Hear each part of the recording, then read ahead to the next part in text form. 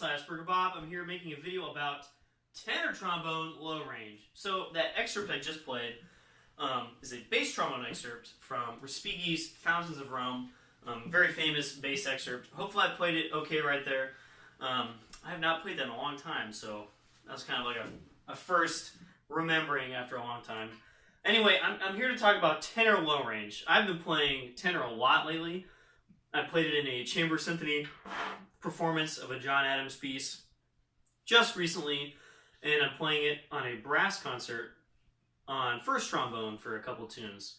And in those pieces, I play lots of stuff all over the horn. In the chamber concert, I played a bunch of low Ds and low Cs and pedal A flat, and in the brass concert, I'm playing mostly high stuff. But I've had to have my face on this a lot. So I've kind of gotten better at it just out of necessity. And I wanted to talk about low range in particular because that seems to be a sticking point for a lot of tenor players. So the first thing is that a lot of tenor players, I feel, and this isn't all tenor players by any means, but a lot of tenor players kind of have this aversion to low range. It's scary. Like even just low B flat is a scary note. I'll hear players play, like really good players too, I'll hear them play tuba mirum, for instance. And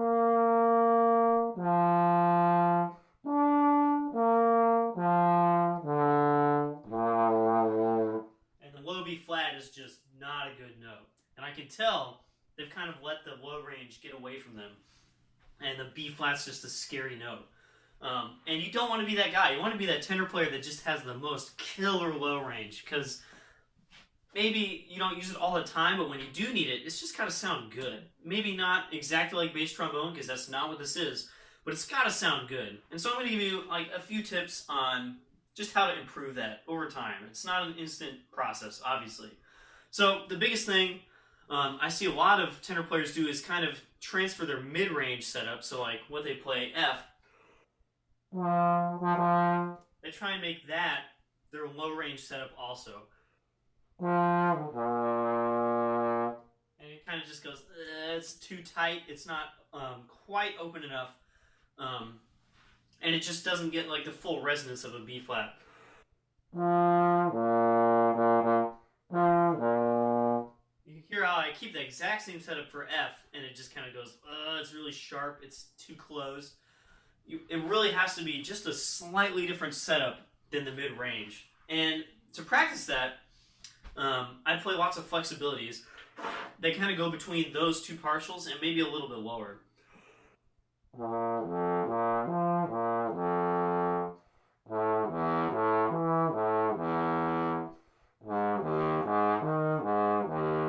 So I'm kind of centering my flexibility right there around low B flat. I'm making that kind of the middle note. And I don't want you guys to go, oh, I'm just going to play low range only on tenor trombone. No, this needs to be fit into your practice somehow of high range, middle range, low range, super high range, super low range. It has to be fit into that. Don't just go, I'm going to play only low notes on tenor trombone. It's got to be an overall thing. And so to kind of balance that out, I'll work in stuff that goes all over the horn.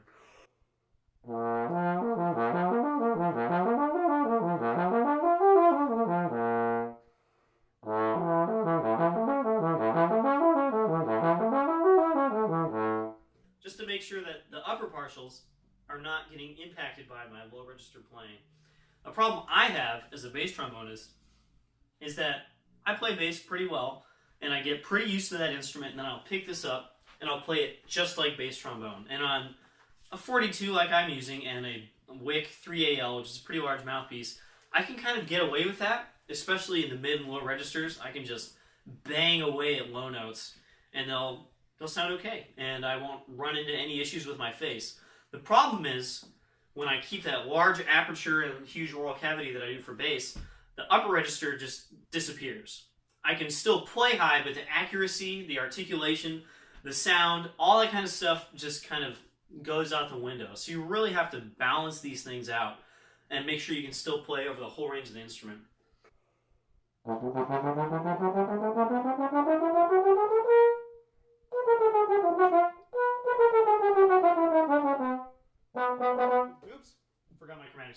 starting on high B. So I'll do stuff like that where I'm articulating throughout the whole range to make sure that point, that articulation, the tone quality in the upper register doesn't just disappear. It's not only slurs.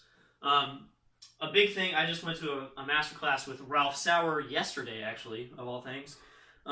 He talked about was speed of air. And I've heard this lots of other places, but I just liked how he talked about it. Different registers use different amounts of air, depending on where you go. My teacher likes to equate things to like a half pipe. And at each top of the half pipe, there's like double B flat, double high B flat over here, and double pedal B flat over here. And in the middle, there's just like middle B flat. And at the ends, you need to use more air. So high notes need to use a lot of air. Low notes need to use a lot of air. In the middle, you don't really need to use that much air to play middle B flat.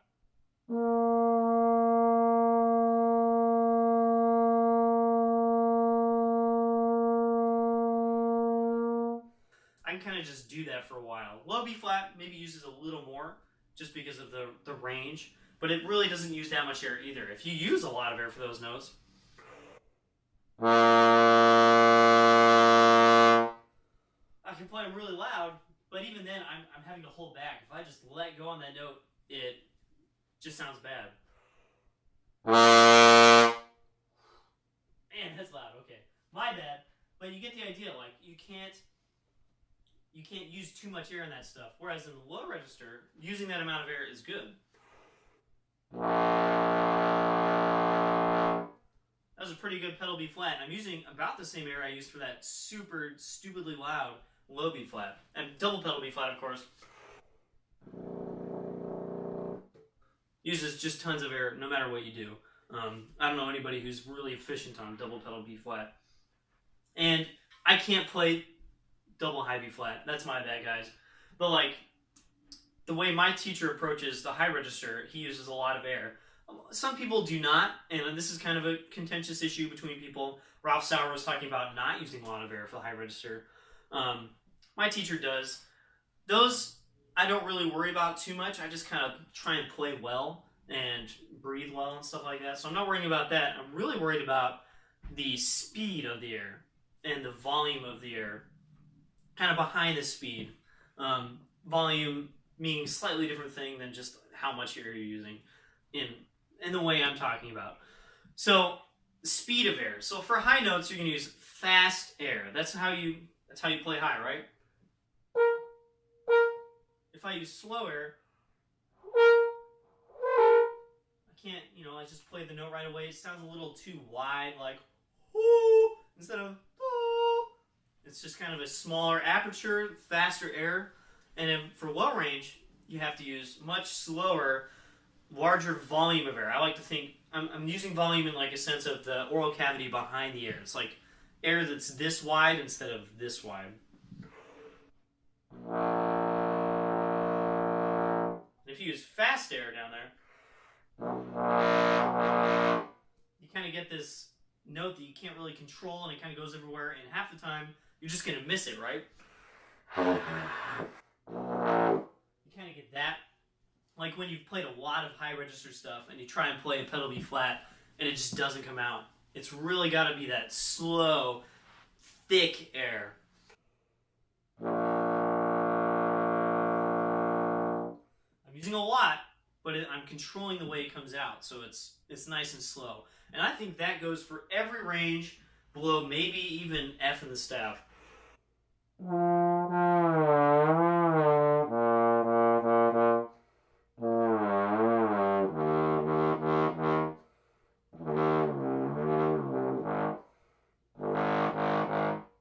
Especially on an instrument like this, I haven't really talked about this yet, but this instrument is pretty much the worst possible setup for low range with a large tenor.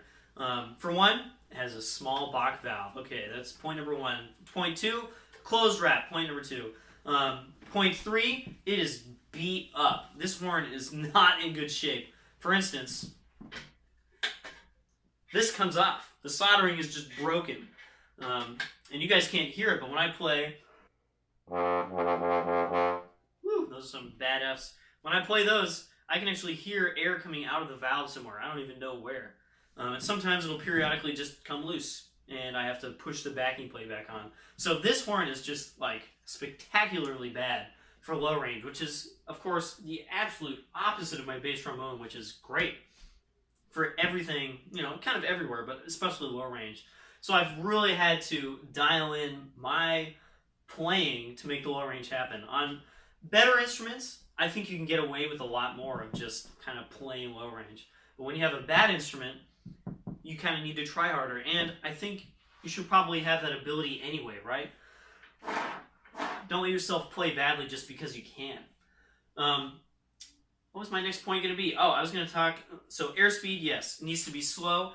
And of course, there's some tricks for that. I've talked about this taking off the outer slide trick a little bit. I'll demonstrate.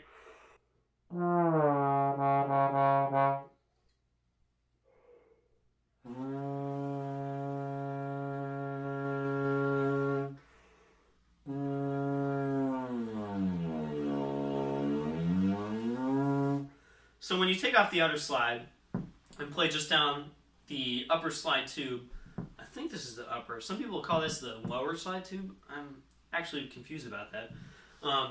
The top note you can play is about a C sharp in the staff.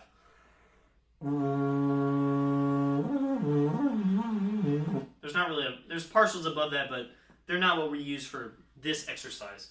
And when you play this, in order to make it just feel really easy, you have to play easily. If you try and force this note out, it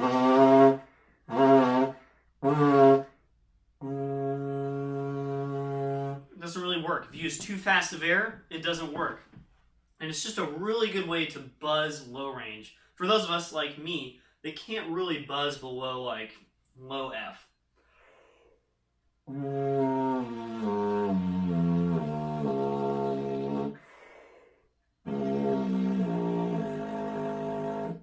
And of course, I'm using just a huge volume of slow air to make that happen. And what's really cool is when you put the slide back on.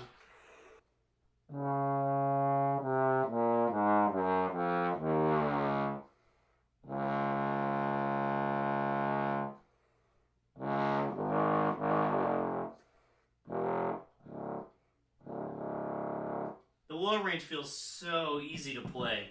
And that's just a really good trick to get used to that.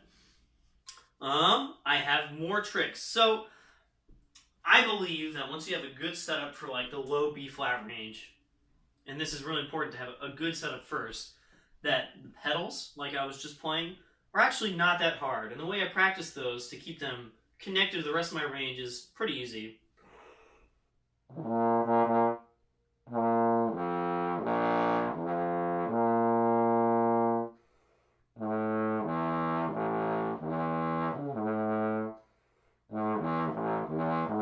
You guys can hear how hard it is to play through this valve. The sound changes. When I come out of it, everything else changes and I miss notes. It is really difficult to play through this thing.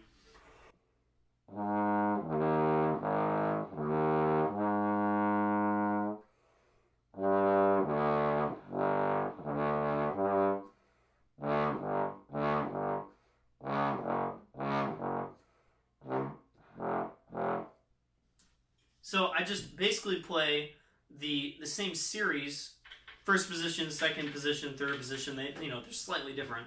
It's the same positions, whatever you want to call them, and I just connect those to the pedals. On a good instrument like my bass or a better tenor, those are much easier. And I think if you have a good setup for low B flat and you're not changing the world when you go to pedals.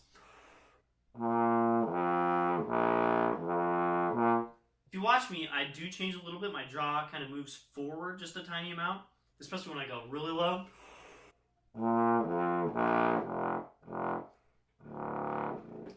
My jaw moves forward like this, but I'm not totally expanding everything. I'm not puffing out my cheeks. I'm not letting go of the focus here. It all relates to that low B flat. So you guys saw me play a low C in second position.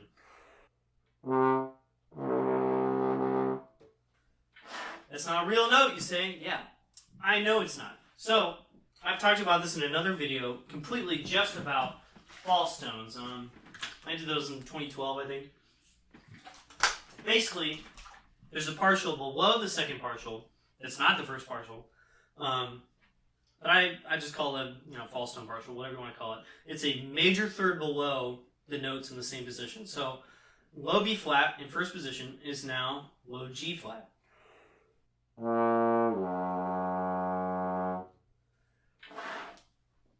you have a low G flat in first position. And this is not as easy as it looks. I'm actually somewhat innately talented at false tones for some reason. I can just do these. This takes some work. I've seen lots of people struggle with these. So really just kind of focus on getting all the way down to that major third below with a great sound. And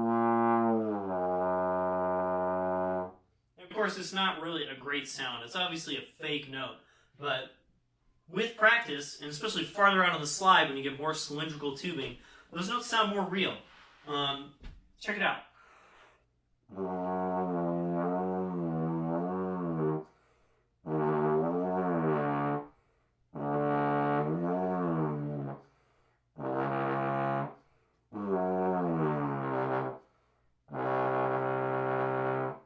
Low C with no valve, by the way. I don't know if I can prove that. There we go. That's a dumb way to do it. That low C with no valve almost sounds like a real note. It doesn't actually sound like a real note. But it's pretty close. Now, low volumes, and especially if it's going by fast, no one's going to know the difference. And maybe apart from the fact that you can use these in performance, which I do from time to time, is that they're a really good practice tool. For instance, playing low G flat in first.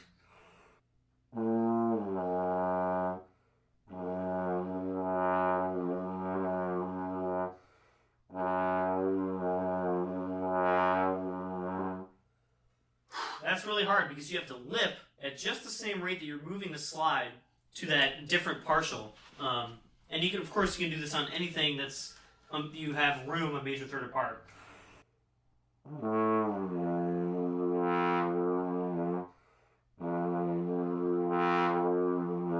You can hear the sound quality change as they go through that. It's like a different vowel. I don't know. I think that's kind of cool. The cool thing, of course, is that if you have a straight trombone, you have range all the way down to low C.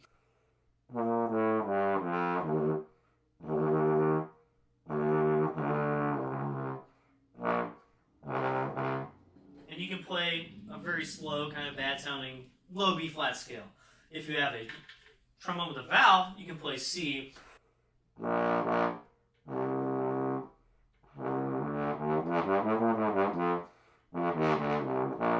can play low C right here, same position as low E. And if you ever need it, you have low B.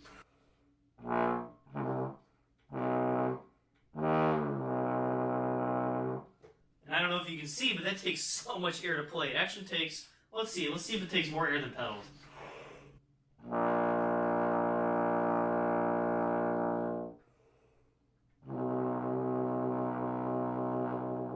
Yeah, it absolutely takes more air than a pedal B flat right below it, which is a very open partial, obviously. So there you go. There's false tones, which are extremely useful both in practice for kind of developing the low-range chops and the low-range air that you need, and also in performance when you need to play low C, etc.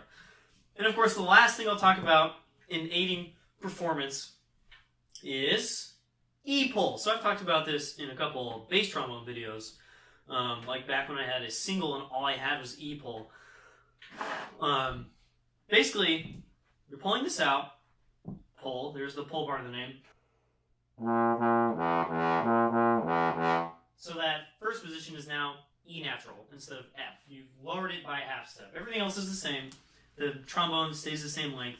But now when you use the valve, everything is now a position up.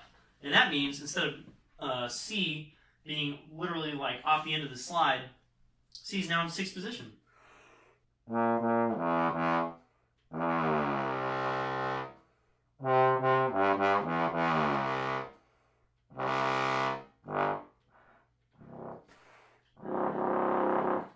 That's a hard pedal C through this instrument. Of course, there's drawbacks. You have no sixth position notes in first position now. They're now 7 positions apart. First seven, which is not extremely useful. And the more valve wrap you play through, and this goes for any instrument, the more resistant it is. So it plays better as an F instrument than it does with B flat E. So those are trade-offs. But for me, I like playing low Cs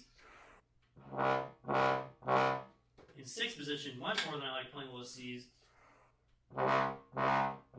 in last position, like with the slide dangling off the end.